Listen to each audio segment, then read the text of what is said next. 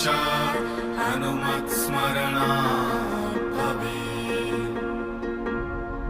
बुद्धिर्बलं यशोधैर्यं निर्भयत्वम् अरोगताम् अजाड्यं वाक्पटुत्वं च हनुमत्स्मरणात् भवेत्। बुद्धिर्बलं यशोधैर्यं निर्भयत्वम् अरोगताम् अजाड्यं वाक्पटुत्वं च हनुमत्स्मरणात् भवेत्।